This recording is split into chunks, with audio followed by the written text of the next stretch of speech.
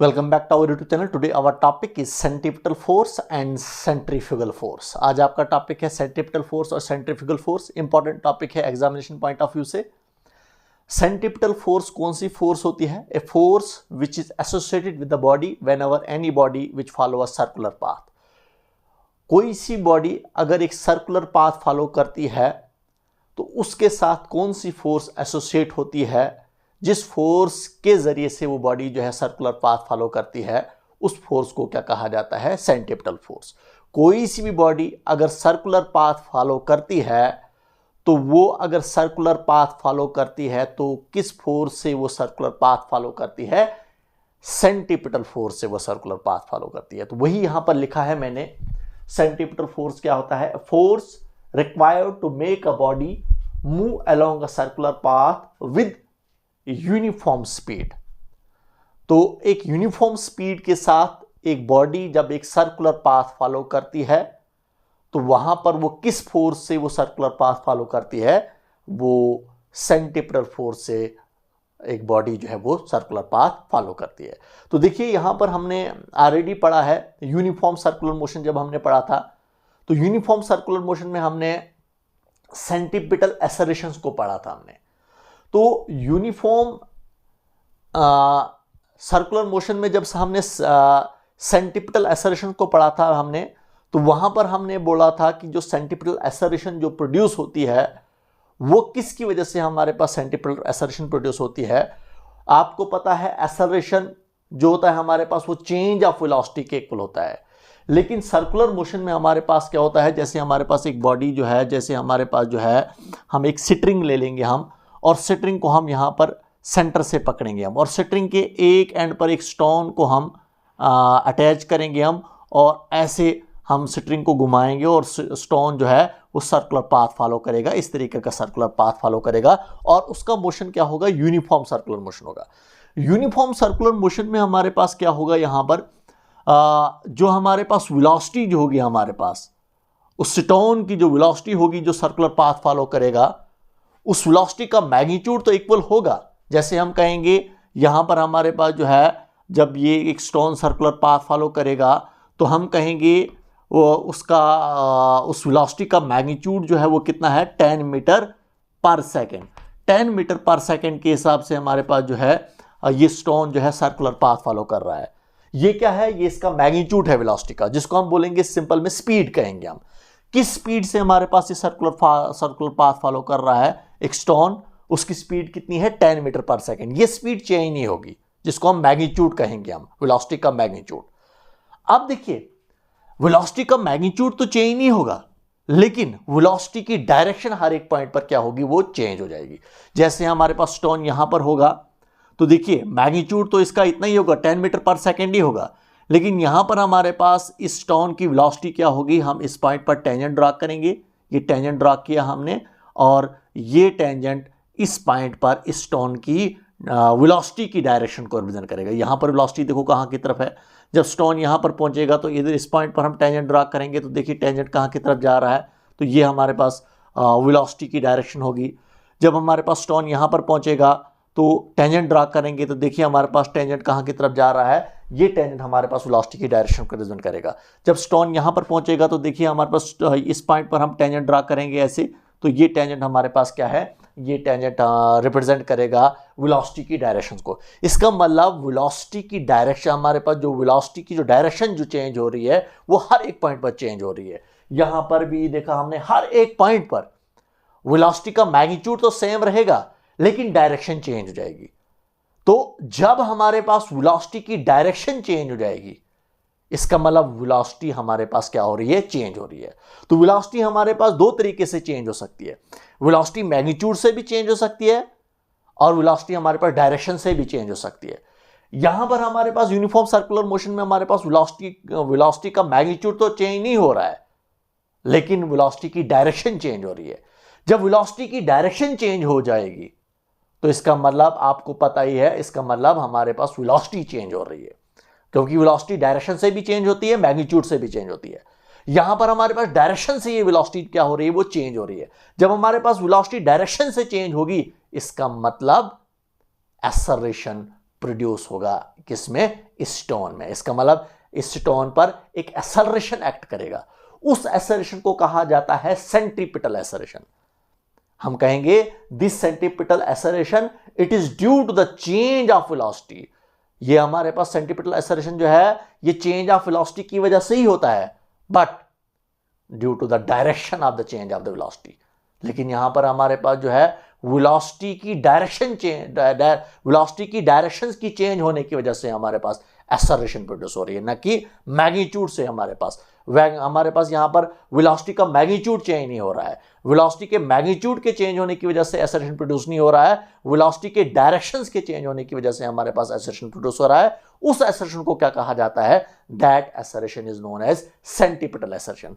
And that centripetal acceleration, उसको हम AC से रिप्रेजेंट करते हैं हम, it is toward the center of circular path. ये सेंटर की तरफ होगा हमारे पास, ये सेंट्रीपिटल एक्सेलरेशन कहां की तरफ होगा, ये हमारे पास सेंटर की तरफ होगा, toward the center of circular path. तो ये जो हमारे पास, ये हमने ऑलरेडी पढ़ा है कि ये सेंट्रीपिटल एक्सेलरेशन जो होता है ये किसके इक्वल होता है, ये हमारे पास v² डिवाइडेड बाय r के इक्वल होता है। v हमारे पास वेलोसिटी हो गया, हमारे पास वेलोसिटी हो गया हमारे पास v, और r क्या होता है हमारे पास, r आपको पता ही है radius of circular path, r होता है हमारे पास रेडियस सर्कुलर पाथ का।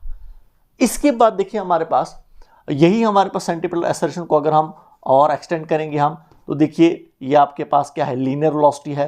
लीनियर वेलोसिटी को एंगुलर वेलोसिटी के साथ रिलेशन है, ये v जो होता है हमारे पास ये r ओमेगा के इक्वल होता है डिवाइडेड बाय दिस r। अब देखिए v की जगह पर मैंने r ओमेगा लिखा, इसके ऊपर स्क्वायर है तो इसका मतलब स्क्वायर भी लगा लूंगा मैं यहाँ पर।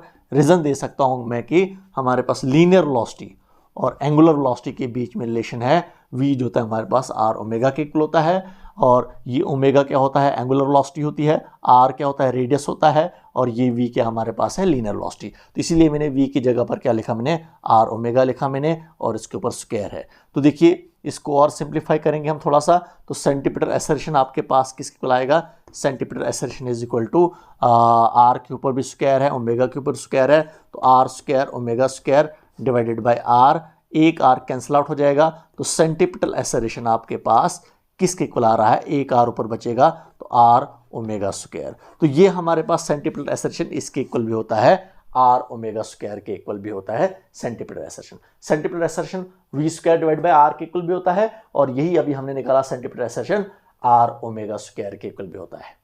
हमने जो निकालनी है सेंट्रीपिटल फोर्स निकालनी है।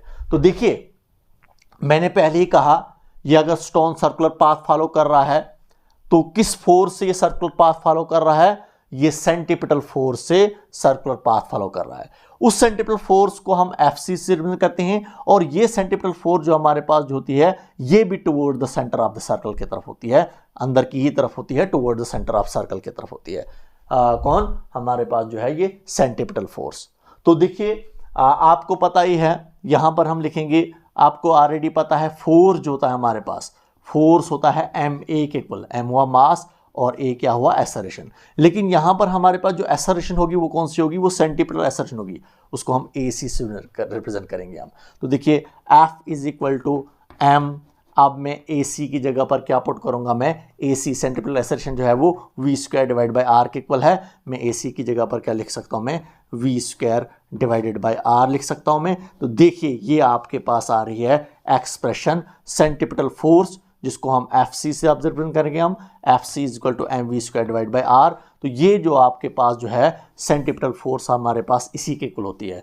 तो centripetal force is equal to mv² divide by r के इक्वल होती है। m is the mass of body which follow a circular path, जैसे हमारे पास स्टोन जो है सर्कुलर पाथ फॉलो कर रहा है, तो ये हमारे पास उसका मास है। v हमारे पास क्या है, वेलोसिटी हुई बॉडी की, और r क्या होता है, रेडियस होता है हमारे पास, क्या होता है, इस सर्कुलर पाथ का रेडियस होता है। तो ये हमने एक्सप्रेशन निकाली किसकी, सेंट्रीपिटल फोर्स की एक्सप्रेशन निकाली कि सेंट्रीपिटल फोर्स किसके इक्वल होता है, mv² डिवाइड बाय r के इक्वल होता है। इंपॉर्टेंट एक्सप्रेशन है ये, समझे आप। एक ये एक्सप्रेशन आ रही है हमारे पास सेंट्रीपिटल फोर्स की, दूसरी एक्सप्रेशन में हम लिख सकते हैं सेंट्रीपिटल फोर्स की, वो क्या लिखेंगे हम, Fc इज इक्वल टू हमारे पास किसके इक्वल आ रहा है, m ऐसे ही रहेगा, v वेलोसिटी हमारे पास है, लीनियर वेलोसिटी है, इस v की जगह पर क्या लिख सकता हूं मैं, r ओमेगा भी लिख सकता हूं मैं, इसके ऊपर स्क्वायर है, इसका मतलब आर के ऊपर भी स्क्वायर आएगा, ओमेगा के ऊपर भी स्क्वायर आएगा। वी की जगह पर मैंने आर ओमेगा लिखा मैंने, लेकिन इसके ऊपर स्क्वायर है तो आर के ऊपर भी स्क्वायर आएगा, ओमेगा के ऊपर भी स्क्वायर आएगा, डिवाइडेड बाई दिस आर। एक आर कैंसिल आउट हो जाएगा, तो आपके पास एक और एक्सप्रेशन आ रही है सेंटीपिटल फोर्स की, एक आर बचेगा एम ओमेगा स्क्वायर आर। तो ये आपके पास एक और एक्सप्रेशन आ रही है हमारे पास किसकी, सेंटीपिटल फोर्स की, कि centripetal force M omega square R के इक्वल भी होता है। ओमेगा क्या होता है, एंगुलर फ्रीक्वेंसी होती है, एम क्या होता है, मास होता है, आर क्या है हमारे पास है, रेडियस है सर्कुलर पाथ का। तो ये जो हमारे पास सेंटीपिटल फोर्स होती है ये हमारे पास कहाँ की तरफ होती है, towards the center of the circle होती है। देखिए ये आपके पास अगर एक स्ट्रिंग है, देखिए सेंटीपिटल फोर्स जो होती है ये टेंशन के इक्वल होती है। जैसे हमारे पास टेंशन क्या होती है, एक फोर्स होती है जो एक्ट करती है इस एक स्ट्रिंग पर, क्योंकि स्ट्रिंग को मैंने यहाँ सेंटर से पकड़ा मैंने, और ऐसे ये हमारे पास जो है स्ट्रिंग को ऐसे जर्क किया, और ये हमारे पास जो है स्टोन को, स्ट्रिंग के एक एंड पर हमने स्टोन को रखा है, और स्टोन जो है सर्कुलर पाथ फॉलो करेगा। इसका मतलब स्ट्रिंग पर अंदर की तरफ फोर्स एक्ट करेगी, समझे आप। एक स्ट्रिंग पर एक टेंशन एक्ट करेगी, और वो टेंशन हमारे पास सेंटीपिटल फोर्स के इक्वल होगी, जिसको हम एफसी से करते हैं। इसका मतलब centripetal force M V square divide by R के इक्वल भी होता है, और ये सेंटीपिटल फोर्स हमारे पास M omega square divide by R के इक्वल भी होता है। तो सेंटीपिटल फोर्स की आपके पास बहुत सारी एग्जांपल हैं। जैसे आपको कहूँगा मैं, आपने बहुत सारी बुक्स में पढ़ा होगा, जैसे हमारे पास अर्थ विच रिवॉल्व अराउंड द सन। अर्थ अगर हमारे पास सन के इर्द गिर्द घूमती है, तो अर्थ किस फोर्स से सन के इर्द गिर्द घूमती है, एक सेंटीपिटल फोर्स से सन के इर्द गिर्द घूमती है। और वो सेंटीपिटल फोर्स कौन प्रोवाइड करता है, एक ग्रेविटेशनल फोर्स ऑफ अट्रैक्शन जो होती है हमारे पास सन और अर्थ के बीच में, वही एक सेंटीपिटल फोर्स को बनाता है, जिस सेंटीपिटल फोर्स की वजह से अर्थ सन के इर्द गिर्द घूमती है। इसी तरीके से एक और हम एटम्स एंड न्यूक्लियर में हम पढ़ते हैं, बोर्स एटॉमिक मॉडल में हम पढ़ते हैं, या हम बोर्स एटॉमिक मॉडल में ही हमने पढ़ा था कि हमारे पास जो होते हैं, जो इलेक्ट्रॉन जो होते हैं वो न्यूक्लियस के बाहर से अगर घूमते हैं, एक सर्कुलर पाथ फॉलो करते हैं, न्यूक्लियस के बाहर से एक सर्कुलर पाथ में जब घूमते हैं, तो इलेक्ट्रॉन किस फोर्स से घूमते हैं, एक सेंटीपिटल फोर्स से ही घूमते हैं जब वो न्यूक्लियस के बाहर से घूमते हैं। तो बहुत सारी एग्जांपल्स आपको सेंटीपिटल फोर्स की मिल सकती हैं, और वो सेंटीपिटल फोर्स की हमने वैल्यू भी निकाल ली। इसके बाद आपके पास आता है सेंट्रीफ्यूगल फोर्स।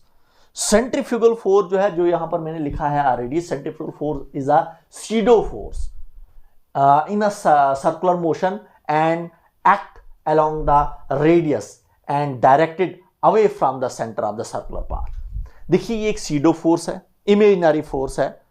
हम कहेंगे ये आपको ये रियल फोर्स नहीं नजर आएगी, this is an imaginary force, ये एक इमेजिनरी फोर्स है। और ये जो हमारे पास सेंट्रीफ्यूगल फोर्स जो हमारे पास जो होती है, इसकी वैल्यू जो होती है वो उतनी ही होती है जितनी हमारे पास सेंट्रीपिटल फोर्स की वैल्यू होती है। इसका मतलब सेंट्रीफ्यूगल फोर्स की वैल्यू भी इतनी होगी, M V square divide by R के इक्वल होगी, या एम ओमेगा स्क्वायर आर के इक्वल ही होगी हमारे पास सेंट्रीफ्यूगल फोर्स।